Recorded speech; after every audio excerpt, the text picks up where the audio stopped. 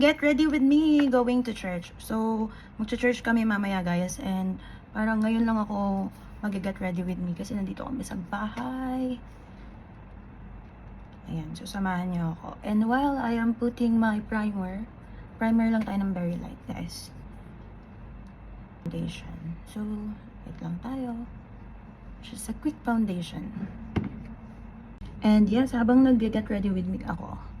So, syempre, quick story lang. Syempre, nakalipat na kami, diba? And alam nyo ba, yung nangyari sa amin sa paglilipat namin is so biglaan. It's just like parang pwedeng sabihin ng iba na parang super OA naman kasi parang ngayon lang kayo naglipat, diba? Kasi dito sa UAE guys, dito sa Dubai, uso naman na yung lipatan eh. Dahil syempre, wala ka namang sariling bahay and everything. So, sa amin kasi is biglaan talaga. Alam mo yung you're not prepared, you're not ready, your mind, yung finances mo, and everything is not ready yet to, move out, diba?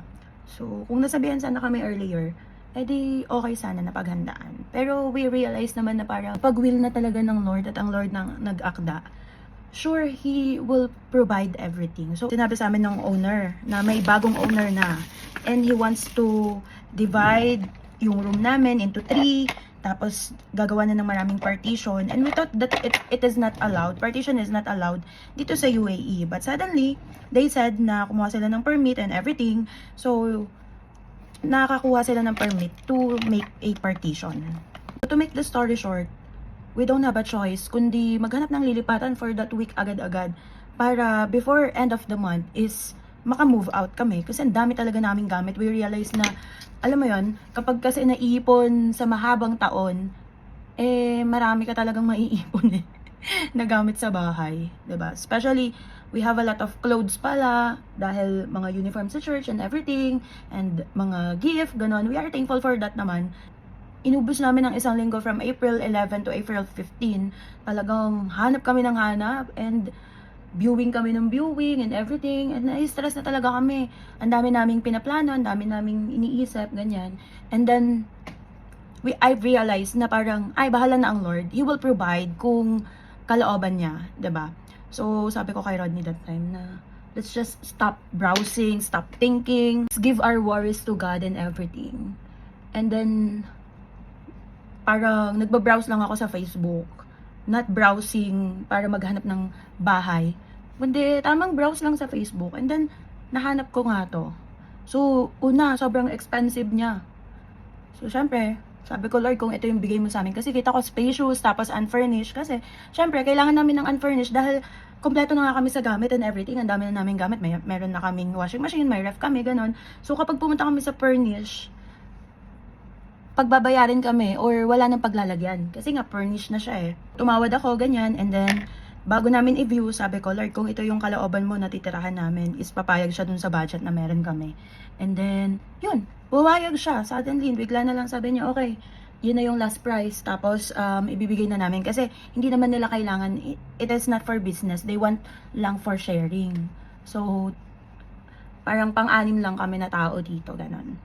And then, biniyo na namin and everything, that night din talaga. And then after that, parang, alam mo yun, we felt that there is peace and everything. Na parang, ito talaga yung binigay ng Lord, 'di ba? And I've realized if we stop thinking, if we stop our stress, our worries, and if we give it to God, He will provide talaga what you need. Alam mo, ang provision ng Lord, hindi lang siya basta sa pera sa finances He will provide everything, your peace, kung ano yung pangangailangan mo. Totoo yung sinabi ng Philippians 4 verse 19 And my God shall supply all my needs according to His riches and glory through Christ Jesus. And laging sinasabi nung pastora namin na, and my God shall supply all my needs, not according to the economy of the world, but according to Christ Jesus, 'di ba?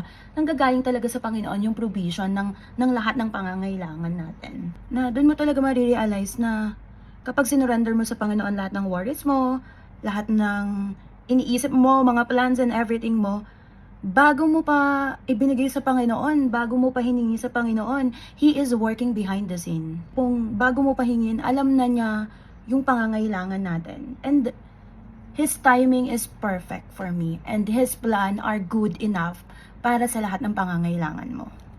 Kaya lagi nating tatandaan, magulo man ang paligid ngayon, marami man nangyayari sa mundo, gumugulo man yung isipan natin madalas, let's always remember na God is in control and He will provide. So what we need to do is just keep our faith strong, surrender our worries to Him, at maniwala tayo na darating ang time ng breakthrough mo. May kanya-kanya lang kasi tayong timeline eh.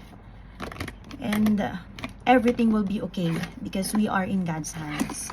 And syempre, 1 Peter 5 verse 7 says, cast all your anxiety on Him because He cares for us.